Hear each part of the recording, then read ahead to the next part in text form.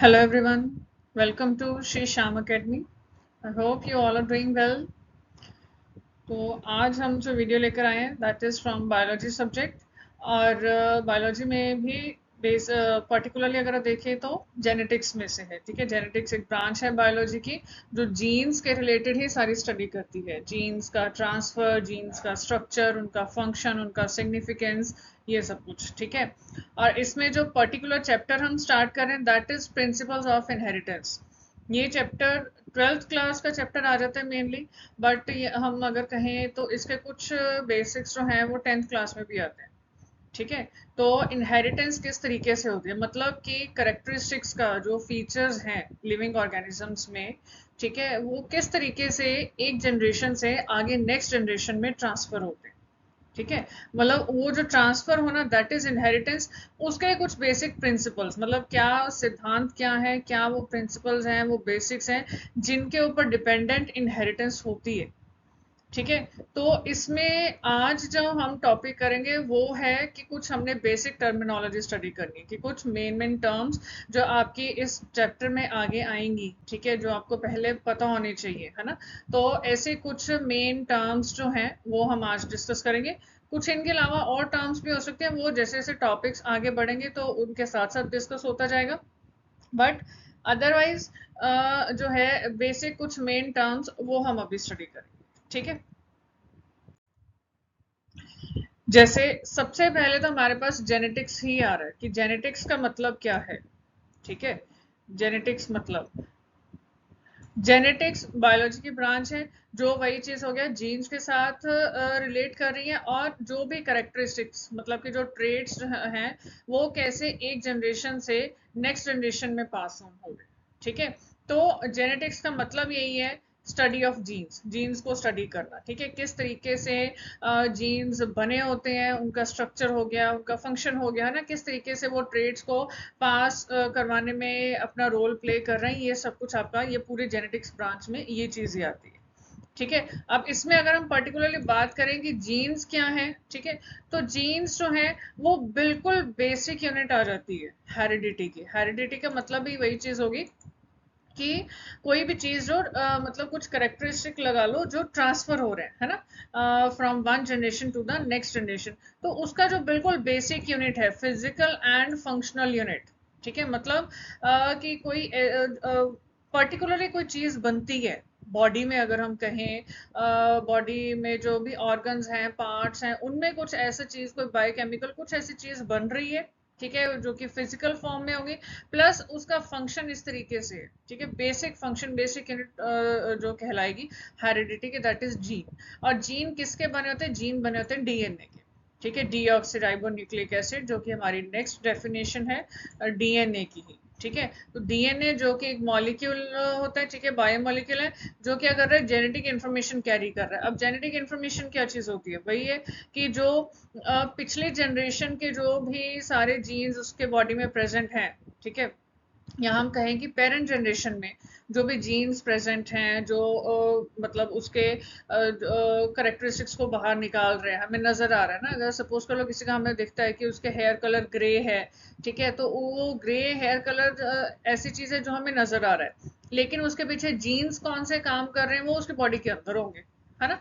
तो वो उसकी जेनेटिक इन्फॉर्मेशन हो गई। ठीक है, कि ग्रे कलर क्यों है, तो उसकी इन्फॉर्मेशन जो है जीन्स की वो उसके बॉडी के अंदर होगी।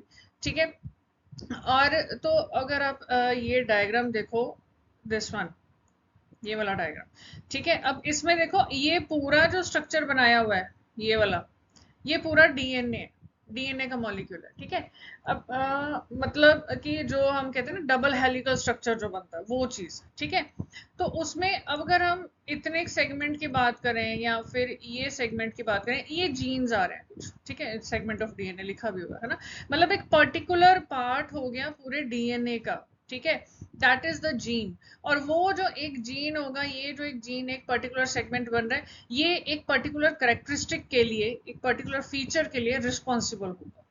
ठीक है, और ये जो यहाँ पे आपको न्यूक्लियोटाइड लिखा हुआ है, ये न्यूक्लियोटाइड्स सारे मिलकर ही एक पूरा डीएनए बनाते हैं। ठीक है, समझ में आई ये चीज कि किस तरीके से ये स्ट्रक्चर चलते हैं। तो जेनेटिक्स क्या है, जीन क्या है, और डीएनए। नेक्स्ट हमारे पास जो टर्म आती है वो है इनहेरिटेंस। अब इनहेरिटेंस मतलब वही हो गया पासिंग ऑन।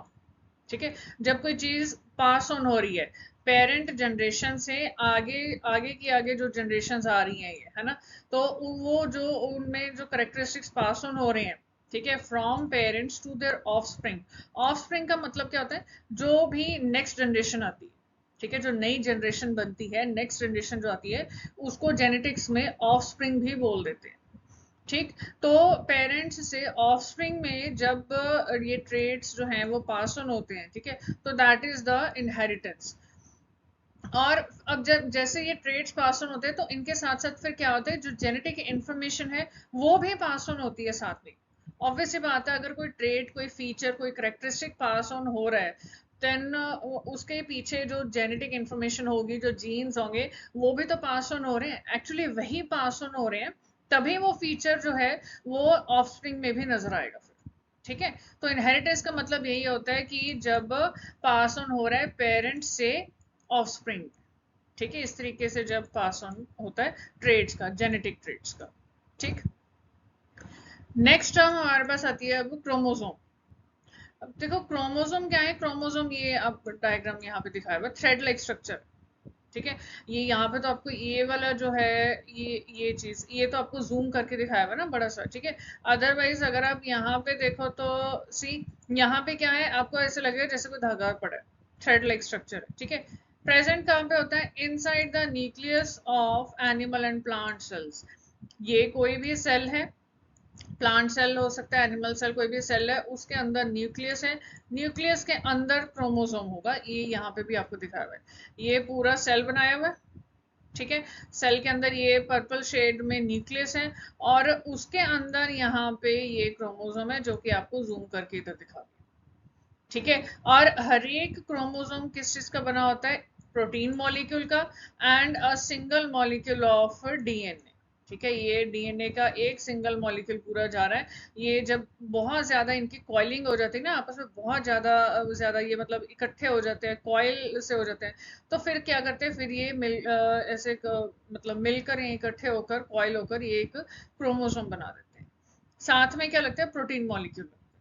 ठीक है, तो क्रोमोसोम ये चीज होती है, ध्यान में रखना कहाँ पे प्रेजेंट है, ठीक है, और किस तरीके से बनता है ये क्रोमोसोम। नेक्स्ट आपके पास टर्म है वेरिएशन। अब वेरिएशन का मतलब ये हो गया कि वेरिएशन का सिंपल मतलब होता है कि फर्क, डिफरेंसेस, है ना, बदलाव हो गया, फर्क हो गया, डिफरेंस हो गया। अब ये जो डिफरेंस है, ये ऐसे भी हो सकता है कि सेम स्पीशीज के जो भी ऑर्गेनिजम्स हैं उनमें फर्क आ रहा है, ठीक है, कुछ ना कुछ। या फिर हो सकता है कि दो अलग अलग लेकिन क्लोजली रिलेटेड स्पीशीज को स्टडी किया जा रहा है, तो उनमें देखा जाता है कि किस तरीके से फर्क है कि नहीं है। जैसे सपोज कर लो, एक ये देख लो, ठीक है, शार्क काइंड, और एक ये फिश काइंड, और एक ये स्टार फिश बनी हुई है। अब देखा जाए तो ये तीनों एक्वेटिक आपके लिविंग ऑर्गेनिजम्स है ना, पानी में रहने वाले, ठीक है, बट फिर भी फर्क है, इनके बॉडी स्ट्रक्चर में भी फर्क है, इनका जो अंदर बॉडी में सिस्टम होगा उसमें भी फर्क है, ठीक है, इनका काम करने का तरीका, खाने का तरीका हो गया, डाइजेशन वगैरह, है ना, तो सब चीजों में वेरिएशन होगी। ठीक है, तो इस तरीके से वेरिएशन यही चीज हो जाती है कि जब हमारे पास कुछ ना कुछ डिफरेंसेस हमें देखने को मिलते हैं, ठीक है, between the individuals of the same species और बिटवीन सेल्स और ग्रुप्स ऑफ ऑर्गेनिजम्स, ठीक है। या तो सेम स्पीशीज में ही कुछ ना कुछ फर्क नजर आएगा। जैसे सपोज कर लो, अगर हम ह्यूमन बींग्स की बात करें, कुछ ह्यूमन बींग्स होते हैं जिनके हेयर कलर ग्रे होते हैं नेचुरली, ठीक है, और कुछ ह्यूमन बींग्स ऐसे होते हैं जिनके हेयर कलर शुरू से ही, मतलब उनकी एज के स्टार्टिंग से ही बिल्कुल लाइट ब्राउन होंगे, ठीक है।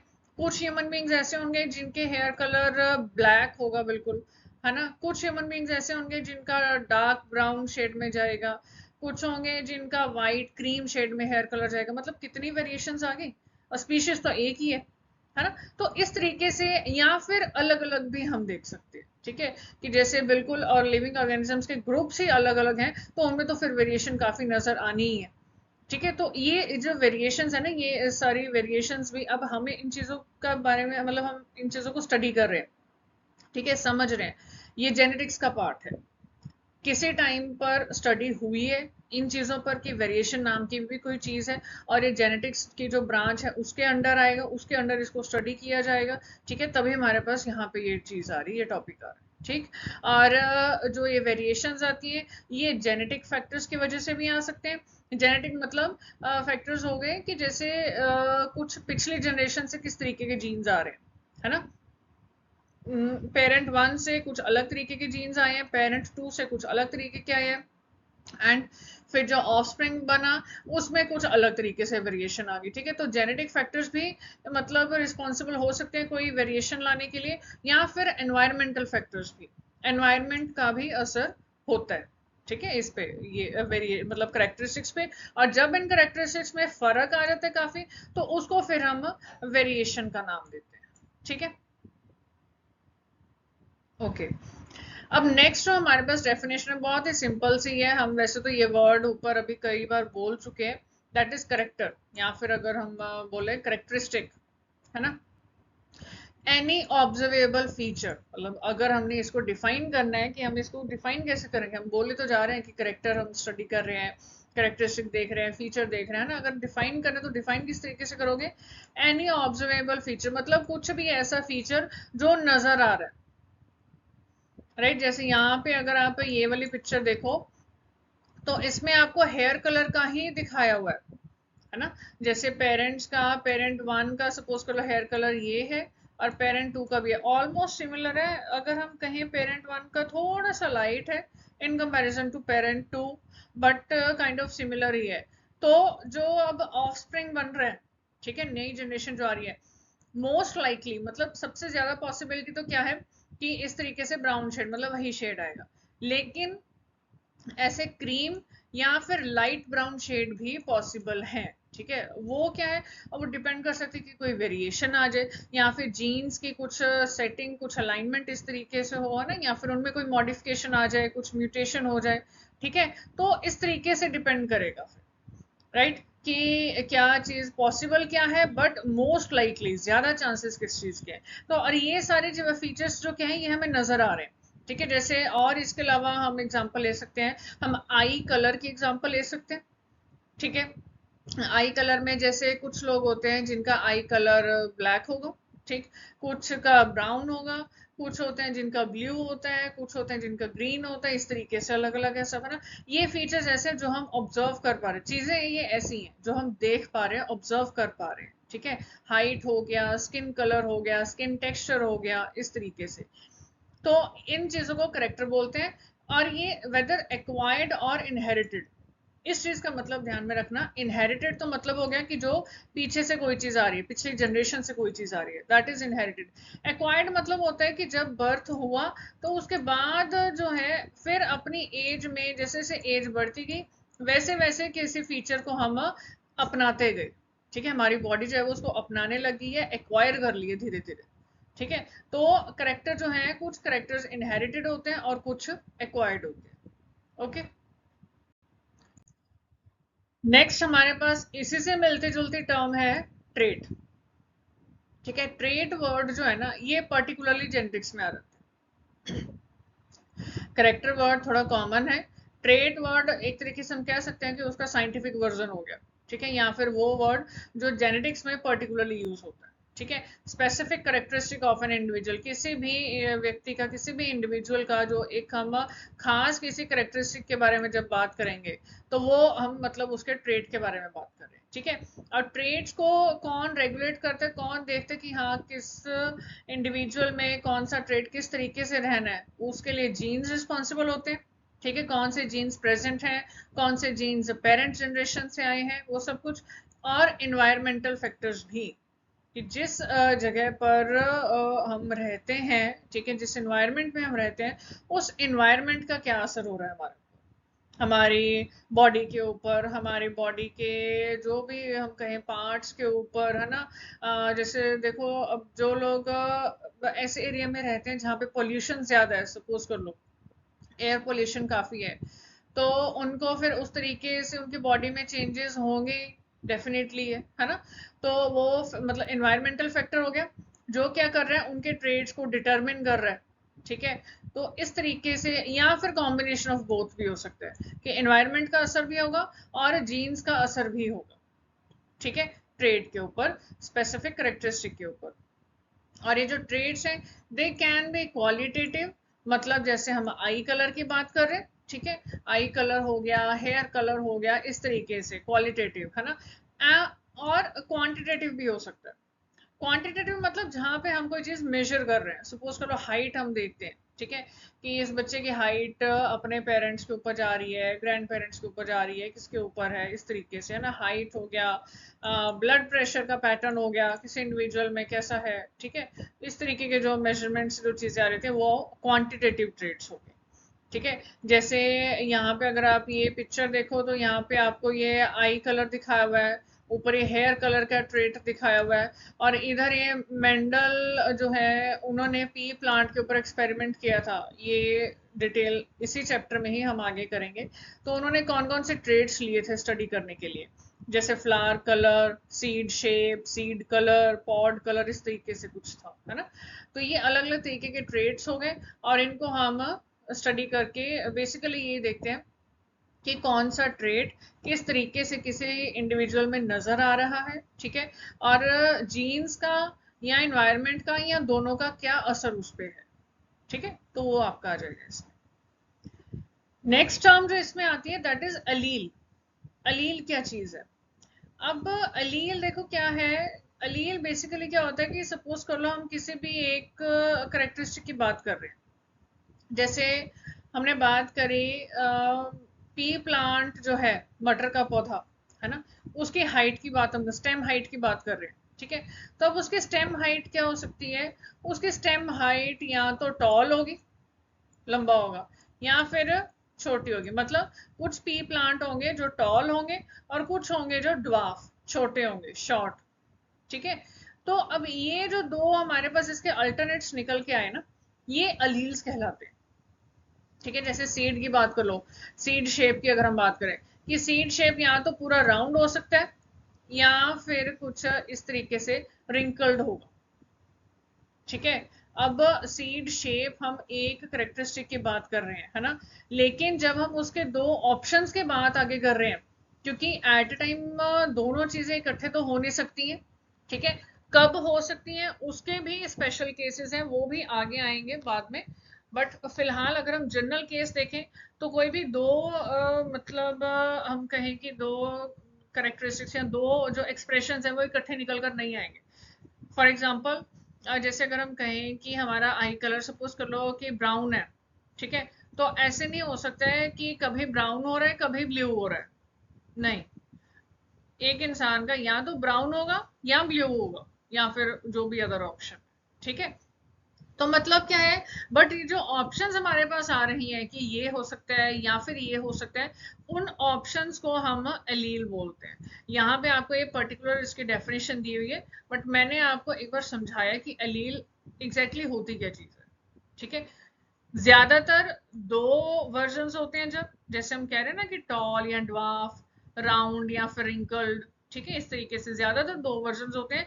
लेकिन कुछ ट्रेड्स ऐसे हैं जिनमें दो से ज्यादा वर्जन्स भी प्रेजेंट होते हैं, ठीक है। जैसे सपोज कर लो आपके पास आगे इसी चैप्टर में आएगा ब्लड ग्रुपिंग का सिस्टम। अगर हम अपना ह्यूमन बींग्स का ब्लड ग्रुप का सिस्टम देखें तो अब ब्लड ग्रुप हमारा कुछ भी जो भी होगा वो एक ट्रेट हो गया, राइट। लेकिन अब उसमें वेरिएशन का ऑप्शंस कौन कौन सी होती हैं?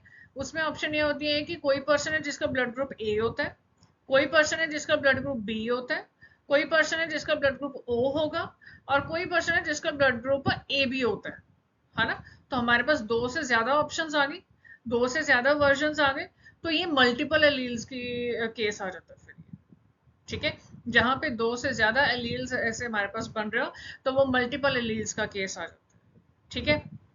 अब होता क्या है एग्जैक्टली कि genetic sequence at a particular region on a chromosome, जैसे ये देखो ये आपको क्रोमोसोम यहाँ पे दिखाया हुआ है इस पिक्चर में, ठीक है। और ये सपोज कर लो ये वाला हिस्सा, ठीक है, ये एक पर्टिकुलर रीजन हो गया क्रोमोसोम में, पर्टिकुलर जगह। अब वहां पे जो जेनेटिक सीक्वेंस प्रेजेंट है ठीक है, उसमें जो हमें वर्जन्स देखने को मिल रहे हैं, जैसे अब ये दो मतलब ये दो पेयर्स प्रेजेंट है ना, सॉरी एक पेयर प्रेजेंट है।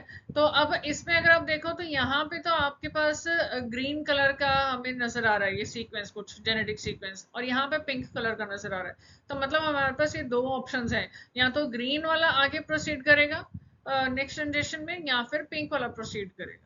ठीक है, और एक अलग केस और भी बनता है, ये हेट्रोजाइगस एलील्स यहाँ पे लिखा हुआ है, जिसमें पहले पिंक है, ग्रीन है फिर पिंक है, और दूसरे में क्या है, पहले पिंक है फिर ग्रीन है। मतलब कि सारे आपको ऑप्शंस दिखाई हुए हैं, किस किस तरीके से अलग अलग ऑप्शंस बन सकते हैं, जेनेटिक सीक्वेंसेस किस तरीके से मतलब ऐसे अलाइंड हो सकते हैं डिफरेंट डिफरेंट। ठीक है, क्रोमोसोम के ऊपर एक पर्टिकुलर एरिया, एक पर्टिकुलर रीजन पे, जरूरी नहीं यहीं पे होगा जो आपको इस पिक्चर में दिखाया हुआ है डायग्राम में, कुछ और रीजन में सपोज करो यहाँ पे भी हो सकता है ना, तो वो डिपेंड करेगा।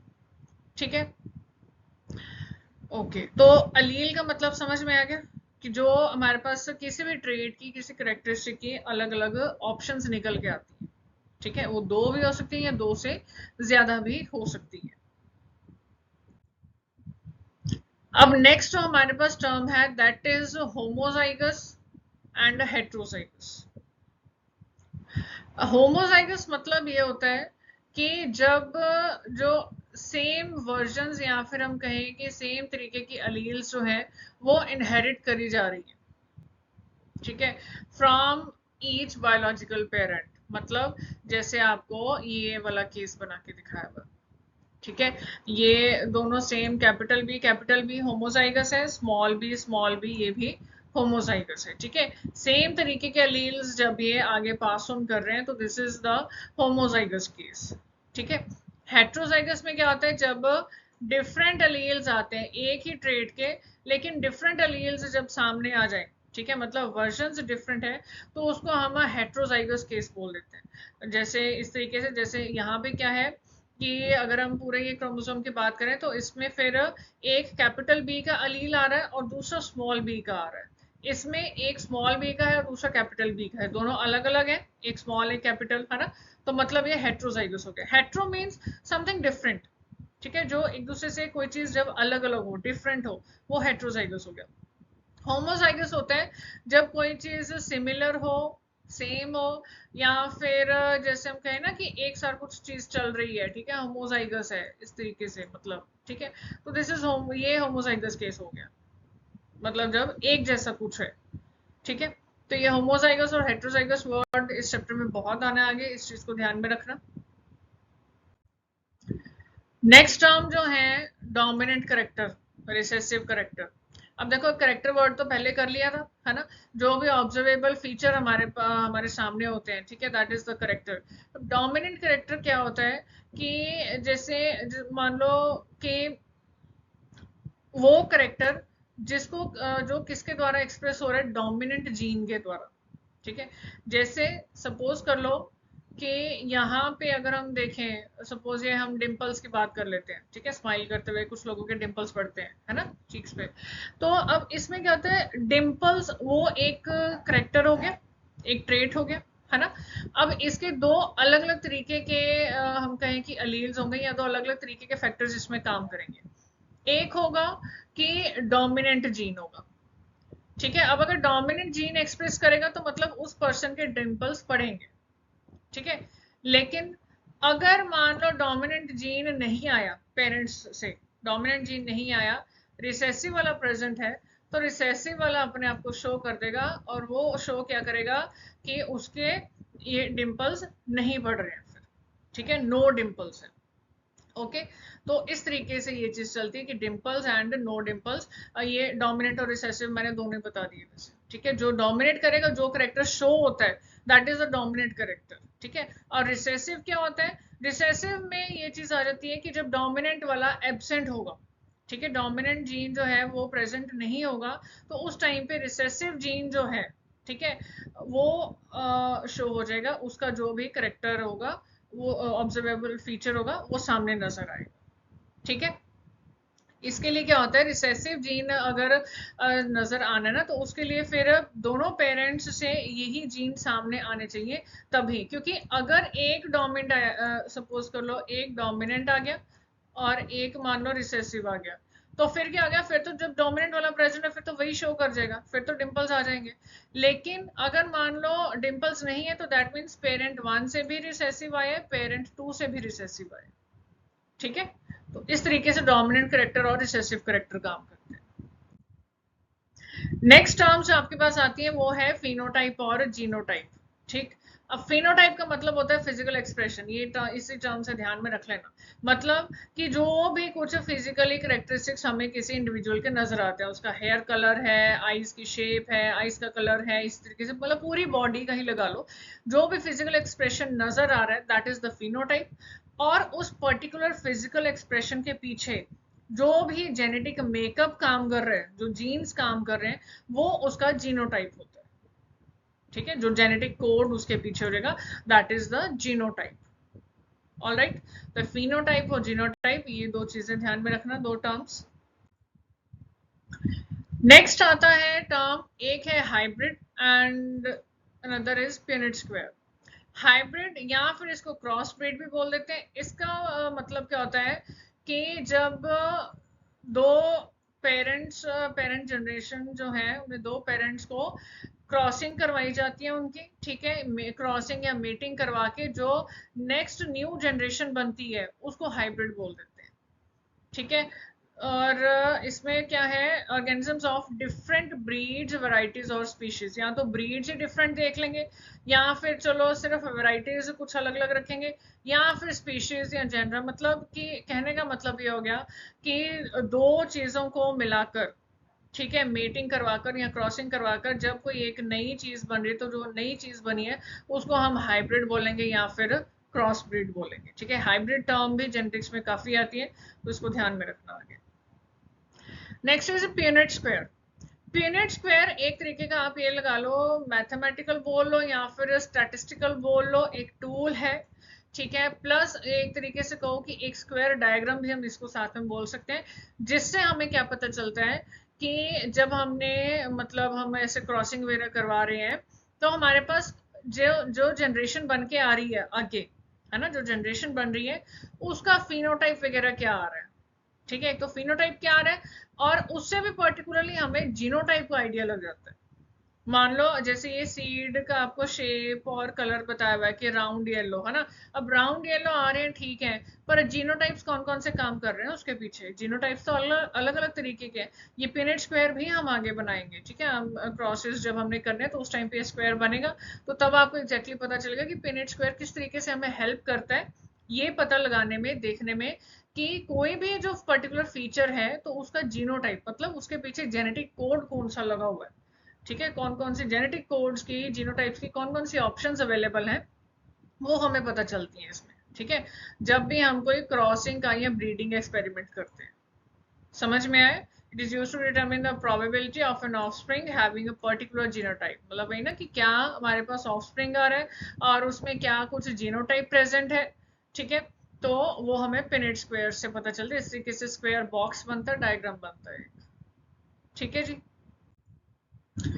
तो ये हमारे कुछ मेन डेफिनेशंस थी, या फिर कह लो कि मेन हमारी कुछ टर्म्स थी जो हमने इस चैप्टर के लिए स्टडी करनी थी स्टार्टिंग में, प्रिंसिपल्स ऑफ इनहेरिटेंस के लिए। इसके अलावा और भी कुछ अगर आगे आएंगी तो वो साथ साथ बीच में ही कवर हो जाएंगी।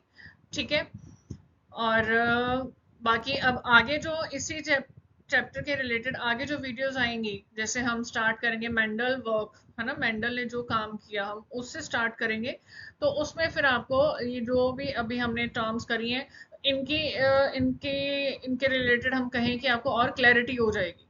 ठीक है, कि किस तरीके से ये टर्म कहाँ पे फिट हो रही है, कैसे काम कर रही है, ये चीज़ है। ठीक है, तो आज की वीडियो में इतना ही। Thank you so much for watching this video, और ज़रूर बताना कि कैसी लगी है। ठीक है, और कुछ कोई टर्म के रिलेटेड आपका कुछ डाउट हो तो वो आप पूछ सकते हो। ठीक है, तो stay tuned at Shri Shyam academy. जल्दी मिलते हैं एक नई वीडियो के साथ। Thank you so much.